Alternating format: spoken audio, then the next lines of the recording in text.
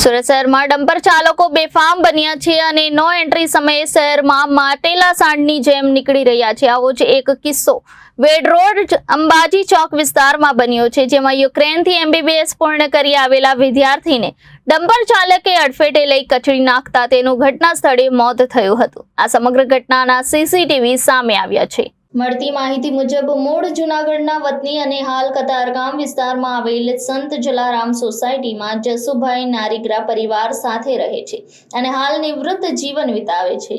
જસુભાઈને સંતાનમાં 2 પુત્ર છે, જે પૈકી 24 વર્ષીય વિવેક હાલ યુક્રેનથી MBBS નો અભ્યાસ પૂર્ણ કરી સુરત પરત આવ્યો હતો।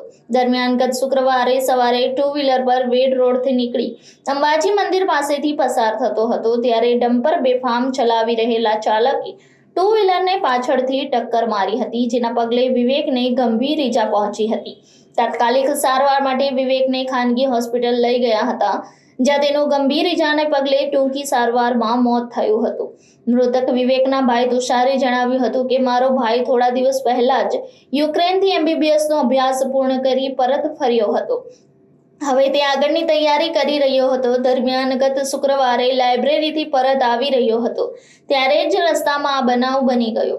અમારા પર તો આ તૂટી પડ્યો છે। વિવેકના મોતના પગલે પરિવારમાં શોકનો માહોલ છવાઈ ગયો હતો। સિંગણપોર ડબોલી પોલીસ દ્વારા ગુનો નોંધી ડમ્પર ચાલકની અટકાયત કરવામાં આવી હતી।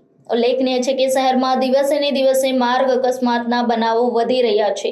આ માર્ગ અકસ્માતને અંકુશમાં લાવવા સુરત પોલીસ કમિશનર નવા ટ્રાફિકના નિયમો લઈને આવ્યા છે, પરંતુ આ બનાવો જોતા એમ લાગી રહ્યું છે કે આ નિયમોથી કંઈક ફરક પડતો નથી। નો એન્ટ્રીમાં પણ ભારે વાહનો બેફામ દોડી રહ્યા છે। તુષાર નારીગ્રા। તુષારભાઈ, શું થયું હતું? એક્સિડન્ટ થયેલો, ટ્રકવાળાએ અડફેટે લઈ લીધો ટાઈમ। ક્યાં ગયો હતો તમારો ભાઈ અને ક્યાંથી આવી રહ્યો હતો?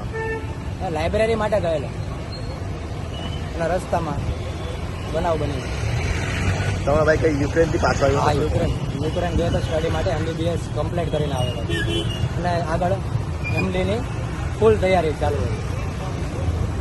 શું કહેશો ટ્રકવાળા વિશે? અત્યારે તો અમારે કાંઈ કીધા જેવું જ નથી ભાઈ, અમારે આપ ફાટી ગયું ભાઈ।